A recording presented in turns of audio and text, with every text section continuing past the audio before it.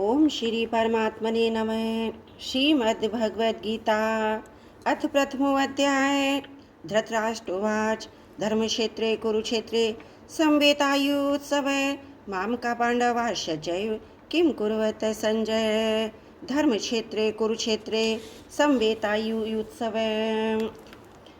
कुरुक्षेत्र में देवताओं ने यज्ञ किया था। राजा कुरु ने भी यह तपस्या की थी। यज्ञादि धर्म में कार्य होने से तथा राजा कुरु की तपस्या भूमि होने से इसको धर्म भूमि कुरुक्षेत्र कहा गया है। यहाँ धर्म क्षेत्र और कुरुक्षेत्र पदों में क्षेत्र शब्द देने में धृतराष्ट्र का अभिप्राय है वह अपनी कुरुवंशियों की भूमि है। ये केवल लड़ाई की भूमि ही नहीं है, प्रत्युत तीर्थ भूमि भी है जिसमें प्राणी जीते जी पवित्र कर्म करके अपना कल्याण कर सकते हैं। इस तरह लौकिक पारलौकिक सब तरह का लाभ हो जाए, ऐसा विचार करके एवं श्रेष्ठ पुरुषों की सम्मति लेकर ही युद्ध के लिए भूमि चुनी गई है। संसार में प्राय 3 बातों को लेकर लड़ाई होती है, भूमि, धन और स्त्री। इन तीनों में भी राजाओं को आपस में लड़ना मुख्यतः जमीन को लेकर होता है। यहाँ कुरुक्षेत्र पद देने का तात्पर्य जीवन को जीकर लड़ने में है।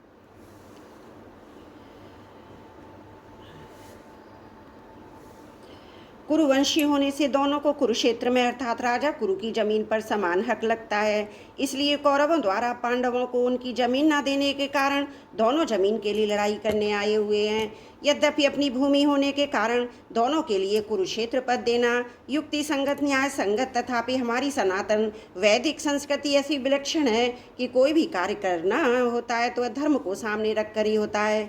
युद्ध जैसा कार्य भी धर्मभूमि तीर्थ भूमि में ही करते हैं, जिसमें युद्ध में मरने वालों का उद्धार हो जाए, कल्याण हो जाए। अतः यहाँ कुरुक्षेत्र के साथ धर्म क्षेत्र पर आया है।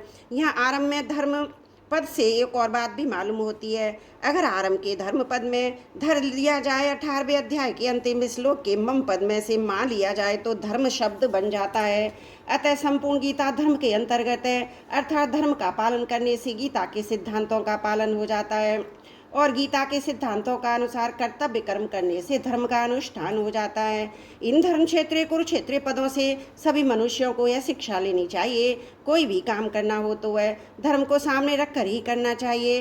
प्रत्येक कार्य सबके हित की दृष्टि से ही करना चाहिए, केवल अपने सुख आराम की दृष्टि से नहीं, और कर्तव्य अकर्तव्य के विषय में शास्त्र को सामने रखना चाहिए। संवेतायु उत्सव है। राजाओं के द्वारा बार बार संधि का प्रस्ताव रखने पर भी दुर्योधन ने संधि करना स्वीकार नहीं किया। उतना ही नहीं, भगवान श्री कृष्ण के कहने पर मेरे पुत्र दुर्योधन ने स्पष्ट कह दिया, बिना युद्ध के तीखी सुई की नोक जितनी जमीन भी पांडवों को नहीं दूंगा। तब मजबूर होकर पांडवों ने युद्ध करना स्वीकार किया। इस प्रकार मेरे पुत्र पांडुपुत्र दोनों ही सेनाओं के सहित युद्ध की इच्छा से इकट्ठे हुए हैं। दोनों सेनाओं में युद्ध की इच्छा रहने पर भी दुर्योधन में युद्ध की इच्छा विशेष रूप से थी। इसका मुख्य उद्देश्य राज्य प्राप्ति का ही था। यह राज्य प्राप्ति धर्म से जो अधर्म से, न्याय से चाहे अन्याय से, विहित रीति से हो चाहे निषिद्ध रीति से, किसी भी तरह से हमें राज्य मिलना चाहिए, ऐसा उसका भाव था। इसलिए विशेष रूप से दुर्योधन का पक्षी युयुत्सव अर्थात युद्ध की इच्छा वाला था।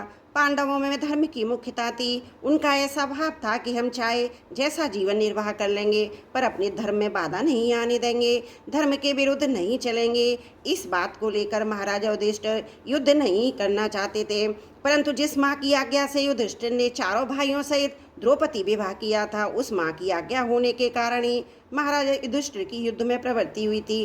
अर्थात केवल माँ के आज्ञा पालन रूप धर्म से ही युधिष्ठिर युद्ध की इच्छा वाले हुए हैं। तात्पर्य है कि दुर्योधन आदि जो राज्य को लेकर ही युयुत्स थे, पर पांडव धर्म को लेकर युयुत्स बने थे।